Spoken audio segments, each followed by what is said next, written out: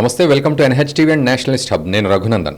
వెనకటికి ఒక సామెత ఉండేది, ఇటేట్ రమ్మంటే ఇల్లంతా నాదే అన్నాడంట. సో అట్లా ఉంది వక్ఫ్ బోర్డు పరిస్థితి. సో ఉట్టిగా సింపుల్ ఎగ్జాంపుల్ చెప్పాలంటే, మనం ట్రైన్లో పోతుంటేనో లేకపోతే ఎక్కడికో ఎవరికో చిన్నగా కొంచెం సీట్ ఇస్తాం, ఆ తర్వాత ఒక గంట తర్వాత వాళ్లే కూర్చొని ఉంటారు, మనం ఎక్కడో మూలకు కూర్చొని ఉంటాం. అట్లాంటి సిచ్యువేషన్, ఎగ్జాక్ట్లీ ఇదే సిచ్యువేషన్. సో అందుకే ఆ సామెత వాడాల్సి వచ్చింది, ఇటేట్ రమ్మంటే ఇల్లంతా నాదే అని. ఎందుకంటే ఏదో సందర్భంలో కాంగ్రెస్ హయాంలో ఏదో ఒక పరిస్థితిని బట్టి కొంత శాంతింపజేయడానికి వక్ఫ్ బోర్డు అనేది ఏర్పాటు చేసి దానికి సంబంధించి ఒక అధికారాలు ఇస్తే అది కాస్త రోజురోజుకి ఎంత దిగజారిపోయిందంటే, తమిళనాడు ట్రిచ్చిలో అంటే తిరుచిరాపల్లి అంటారు. సో తిరుచిరాపల్లిలో దాదాపు 18 ఊళ్ళు వక్ఫ్ బోర్డు కిందకే వస్తున్నాయి అని చెప్పి ఒక విషయం బయటపడింది. ఇది ఇప్పుడు కాదు, దాదాపు 2-3 సంవత్సరాల క్రితమే ఈ విషయంపై రచ్చ జరిగింది.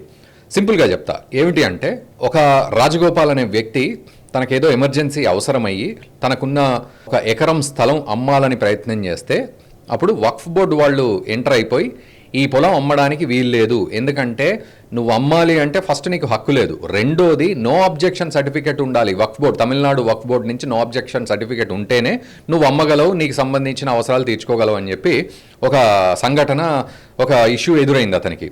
దెబ్బకి షాక్.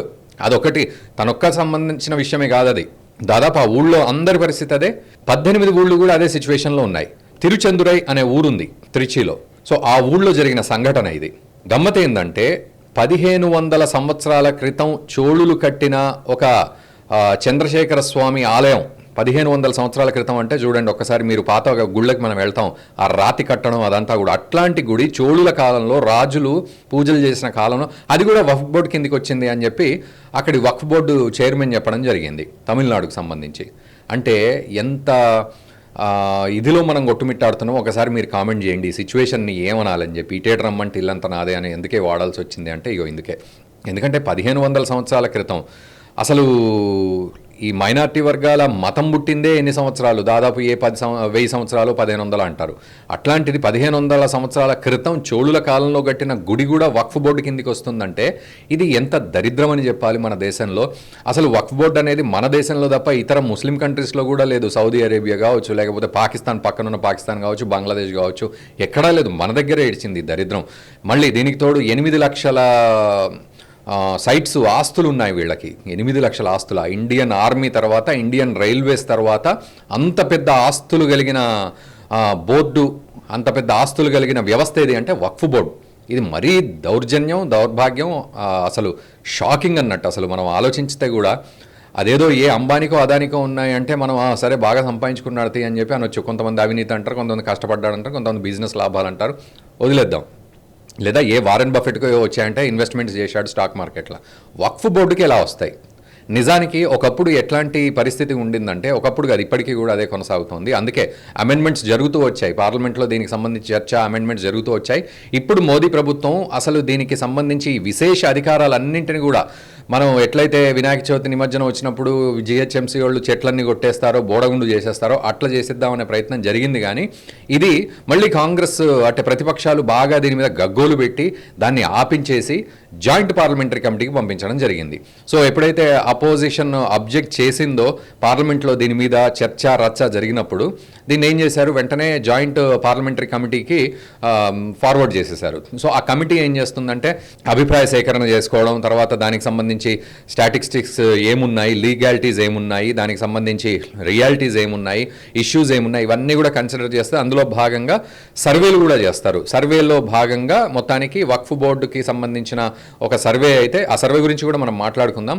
ఓవరాల్గా అయితే ఇది పరిస్థితి. ఇప్పుడు ఈ వక్ఫ్ బోర్డుకి సంబంధించిన ఇటువంటి విశేష అధికారాలనే బదులు అరాచకాలనొచ్చు, వాటన్నింటినీ కూడా కొట్టివేయడానికి ఒక పద్ధతిగా, ఒక లీగల్గా, ఒక రాజ్యాంగబద్ధంగా దాన్ని కూడా పరిధిలోకి తీసుకురావడానికి, మన చట్ట పరిధిలోకి తీసుకురావడానికి మోదీ ప్రభుత్వం చాలా ప్రయత్నం చేస్తోంది. అయితే దానికి సంబంధించి ఇప్పుడు ప్రస్తుతానికి ఇందాక నేను అన్నట్టు జాయింట్ పార్లమెంటరీ కమిటీలో ఉంది, దానికి సంబంధించి సర్వేస్ కూడా జరుగుతున్నాయి. సో ఆ రకంగా ఉంది సిచ్యువేషన్. అయితే ఇందాక నేను అన్నట్టు తిరుచెందురై అనే ఊళ్ళోకి వెళ్దాం. అక్కడ 1500 సంవత్సరాల క్రితం గుడిని కూడా వీళ్ళు వక్ఫ్ బోర్డు కిందికి వచ్చింది అంటే భూమి మీద ఎవడు ఒప్పుకోడు, అట్లా అన్నవాడు మూర్ఖుడనే అనుకోవాలి. అవునా కాదా మీరు కామెంట్ చేయండి. ఇదొక ఎత్తు. అయితే దాదాపు 200 సంవత్సరాల నుంచి కూడా అక్కడ పరంపరగా బతికేస్తున్న కుటుంబాలు ఉన్నాయి. ఇంకా తాతల కాలం నాటి కుటుంబాలు, వాళ్ళంతా కూడా వాళ్లకు పొలాలు ఉన్నాయి, వాళ్ళ ఇళ్ళు ఉన్నాయి, వాళ్ళ భవిష్యత్ అంతా అక్కడి నుంచే నడిపిస్తున్నారు, వాళ్ళు చరిత్ర నుంచి భవిష్యత్తుకు అటు నుంచే వెళ్తున్నారు. అట్లాంటిది వక్ఫ్ బోర్డు పర్మిషన్ తీసుకోవాలి, నో అబ్జెక్షన్ సర్టిఫికేట్ తీసుకోవాలంటే ఏంటి పరిస్థితి? అండ్ కనీసం కొంచెం తలకాయలో బుర్రున్నోడు ఎవరికైనా అర్థమైపోతుంది 1500 సంవత్సరాల క్రితం గుడి వక్ఫ్ బోర్డు కిందకి ఎట్లా వస్తుందని.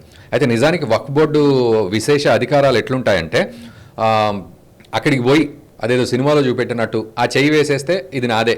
వెనకట ఏదో రాజు ఉండేవాడంట, అతను రాజ్యానికి పోయి ఎక్కడన్నా ఎవరైనా మంచిగా కనబడితే వాళ్ళ మీద ఇగో ఇది నాదే అంటే నాదే అయిపోతుంది. అక్కడ వక్ఫ్ బోర్డు పరిస్థితి కూడా అట్లాగే ఉంది. అట్లా 8 లక్షల ఆస్తులు. సో ఇది నాదే అట్లా వెళ్ళిపోవడం, ఇది నాదే అనడం, వెళ్ళిపోవడం, అదంతా వక్ఫ్ బోర్డు కిందకి వేసేసుకోవడం. దీనికి ప్రభుత్వం నుంచి కూడా ఇంట్రూజన్ ఉండదు. అంటే ప్రభుత్వం కూడా దీంట్లో పూర్తిగా పోలీసులు కానీ ప్రభుత్వం కానీ దీంట్లో ఇంట్రూడ్ అయ్యే పరిస్థితి, ఇన్వాల్వ్ అయ్యే పరిస్థితి ఎక్కువగా ఉండదు. దీనికి తోడు కోర్టులకు ఎవరు వెళ్ళిన పరిస్థితులు లేవు. కోర్టులు కూడా విశేష అధికారాల విషయంలో ప్రశ్నించే పరిస్థితి లేదు ఇప్పటి వరకు. ఎంత అరాచకం ఇది! వక్ఫ్ బోర్డా ఇది లేకపోతే ఇంకేం బోర్డా అర్థం కాదు, కానీ అరాచకం అదే నడుస్తోంది. అందుకనే ప్రధాని మోదీ ఏం చేశారంటే, దీన్ని ఇట్లా కాదు, కొంచెం దీన్ని సెట్ చేద్దాం మనం. ఎందుకంటే దేశంలో చాలా సెట్టింగులు మార్చాల్సిన వ్యవస్థలు చాలా ఉన్నాయి, ఇది కూడా ఉంది అని చెప్పి సెట్ చేసే ప్రయత్నం చేస్తే మళ్ళీ కాంగ్రెస్ పార్టీ ఇతర మిత్రపక్షాలు ఇవన్నీ కూడా గగ్గోలు పెడితే జాయింట్ పార్లమెంటరీ కమిటీకి పోయింది. అక్కడి నుంచి మొదలు పెడితే ఈరోజు రీసెర్చ్లో కూడా అద్భుతమైన విషయం ఏంటంటే 90% అబౌవ్ పీపుల్ ఎవరైతే ఉన్నారో వాళ్ళు వక్ఫ్ బోర్డు అసలు ఈ వక్ఫ్ బోర్డును అంటే ప్రభుత్వ పరిధిలోకి తీసుకొచ్చడం, అంటే చట్టపరిధి, న్యాయపరిధి, ప్రభుత్వ పరిధి అనే పదాలు మనం వాడుతూ ఉన్నాం. సో అట్లాంటి పరిధిలోకి తీసుకొచ్చే పని చెయ్యాలి అనేది 10లో 9 మంది అనేస్తున్నారు ఆ మాట. సో అట్లా రీసెర్చ్ జరుగుతుంది. 90% ఆఫ్ పోల్స్ మొత్తం వక్ఫ్ బోర్డు సవరణకు ఖచ్చితంగా సపోర్ట్ చేస్తుంది. ఆ సపోర్ట్ కావాలి కూడా. నిజం చెప్పాలంటే చాలామంది అసలు వక్ఫ్ బోర్డు అనేది అవసరమే లేదు, ఆ దరిద్రమే మాకు అవసరం లేదు, తీసిపడేయండి అని చెప్పి అంటున్నారు. బట్ ఓవరాల్గా అయితే ఈ సవరణకైతే మాత్రం 90% అబౌవ్ ఓట్స్ పడ్డాయి. ఒక 9 to 10% మాత్రం లేదు, మేము ఈ బిల్లుకు వ్యతిరేకం, ఈ సవరణ ఉండొద్దు అని చెప్పి చెప్తూ ఉన్నారు. అక్కడ ఇక్కడ అడపాదడప. నాకు తెలిసి మీరు కూడా కామెంట్ చేయండి, మైనార్టీ వర్గాల్లో కూడా వక్ఫ్ బోర్డు అరాచకం నిజంగా వాళ్ళు కూడా ఎంకరేజ్ చేస్తారా? సో నిజంగా ఒక పవిత్రమైన వ్యక్తిని నేను, నా మతాన్ని నేను చక్కగా పాటిస్తున్నాను అనే వ్యక్తిని మీరు అడగండి, ఖచ్చితంగా వక్ఫ్ బోర్డు విషయంలో ఎలాంటి రెస్పాన్స్ వస్తుంది అనేది. కబ్జా చేసుకోవడం ఏంటి అసలు నాకు అర్థంగా, చిన్న ఇంచు జాగా కూడా సూది మొన కూడా ఇవ్వనంటాడు అక్కడ అప్పట్లో దుర్యోధనుడు. అట్లాంటిది వక్ఫ్ బోర్డు మొత్తం రాజ్యమే వెళ్తుంది. ఆఫ్టర్ ఇండియన్ ఆర్మీ, రైల్వేస్ తర్వాత వక్ఫ్ బోర్డువే 3rd ప్లేస్ అంటే 8 లక్షల ఆస్తులు అంటే నిజంగా పిచ్చెక్కిపోతుంది ఒక్కొక్కళ్ళకి ఆ విషయాలు వింటుంటే.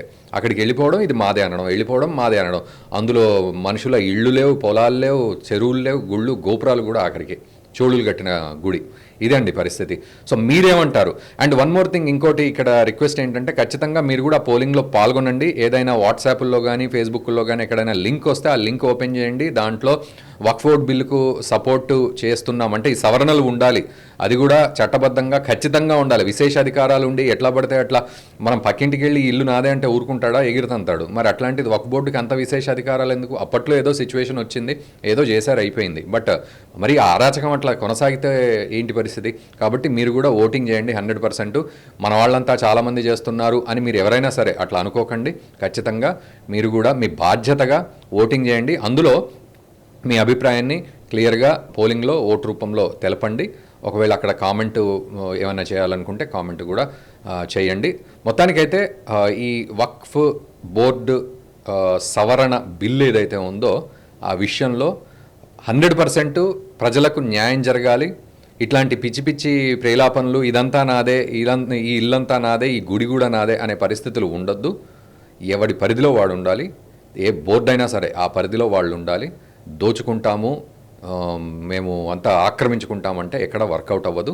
అండ్ ఈ వీడియోని మీ మిత్రులకు కూడా 100% షేర్ చేయండి. వాళ్ళకు కూడా నాలెడ్జ్ రావాల్సిందే ఈ విషయంలో. మన దేశంలో చాలా సమస్యలు ఉన్నాయి, అందులో ఇదొక సమస్య. దీని మీద ప్రతి ఒక్కరికి నాలెడ్జ్ రావాలి అండ్ 100% వాళ్ళ బాధ్యతను కూడా నిర్వర్తించాలనే ఉద్దేశంతో ఈ వీడియోని అందరికీ షేర్ చేయండి. Thank you very much for watching the video. ఈ వీడియో మీకు నచ్చినట్టయితే లైక్ చేయండి, 10 మందికి షేర్ చేయండి. అలాగే కామెంట్ల రూపంలో మీ అభిప్రాయాలను మాతో పంచుకోండి. Nationalist hub group of channels ను సబ్స్క్రైబ్ చేసుకుని తెలుగునాట జాతీయవాద జర్నలిజాన్ని ప్రోత్సహించండి. ఈ వీడియో కింద ఉన్న బెల్ ఐకాన్ పై క్లిక్ చేయడం మర్చిపోవద్దు.